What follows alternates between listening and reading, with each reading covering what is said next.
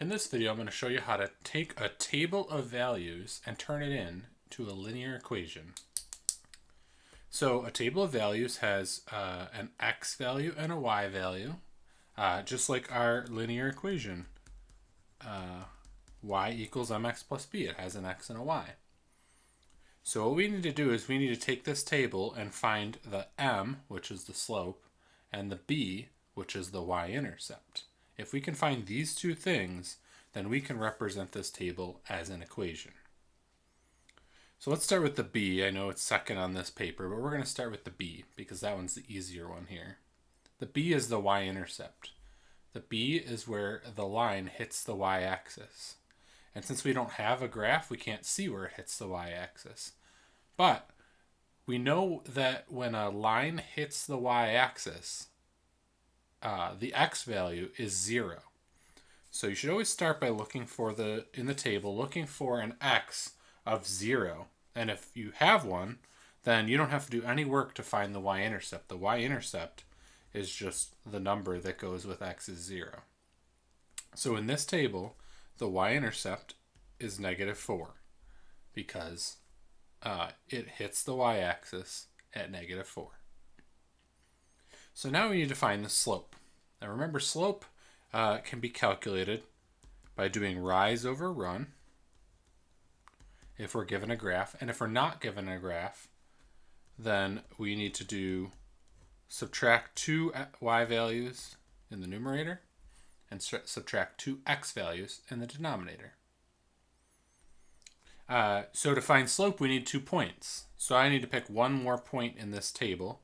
I'm going to use this one because I already have it circled. You can use any 2 points you want. You're going to get the same answer. As long as this table is, in fact, a linear function, you will get the same slope regardless of which 2 points you pick. So I'm just going to pick this one because it's directly next to the other one that I circled.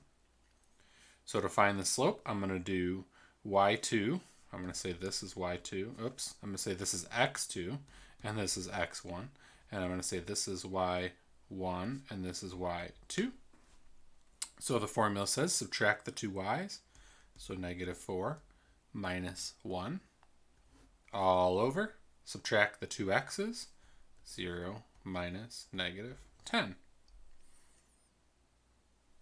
So double checking here, y2 minus y1, so this minus this, x2 minus x1, so this minus this.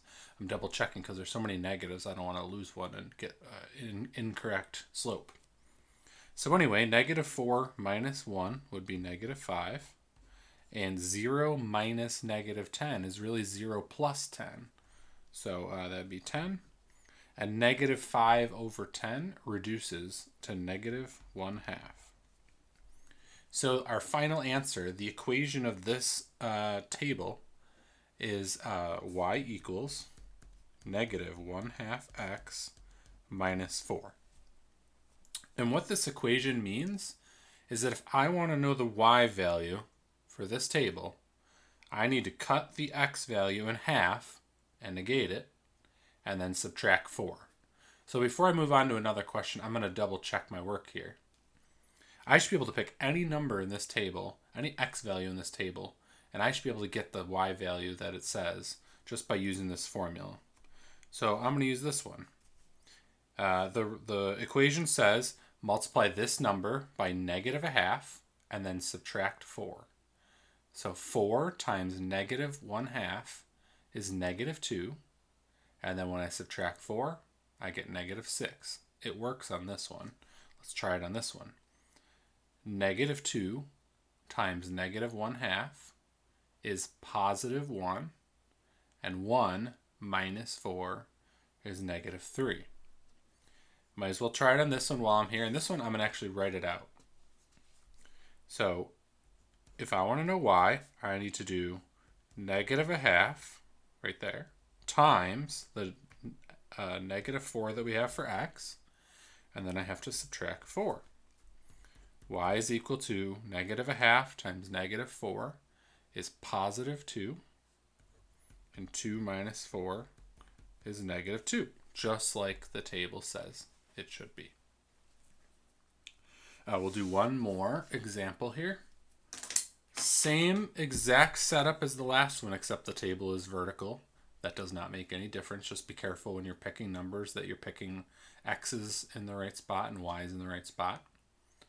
The directions on both of them say, write the equation of the line that passes through these points. Same thing as the last one. Let's start with the B. Let's start by finding the y-intercept. And we don't have to go very far. It's right there. It's -5. The y-intercept is when x is equal to 0. So now we need to calculate the slope by picking two y values and subtracting them, and picking two x values that go with those y values and subtract them. So I'm going to use this one and I'm going to use this one. I have no reason why I picked that one. So I'm going to say this is y2 and this is y1. I'm going to say this is x1 and this is x2. Look, when I made my x and my y 1, I made sure they both were 1s, and I made sure both of those were 2s.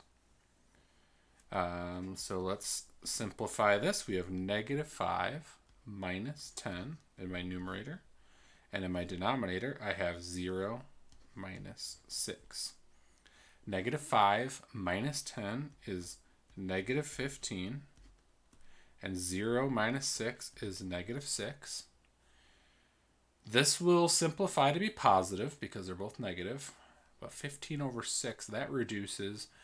3 goes into both of them, so 15 divided by 3 would be 5, and 6 divided by 3 would be 2, so my slope is 5/2. Slope should always be written as a fraction if it can't be written as a whole number or an integer number. You don't want to write it as a mixed number, and you don't want to write it as a decimal unless the context of the problem expects you to write it as a decimal. So the equation of this line is y equals 5/2 x minus 5. Remember, when you write your equation, the y is always out front, the x is here with the slope attached to it as a coefficient, and the y-intercept is the number at the end, -5. That's all for today. Thank you.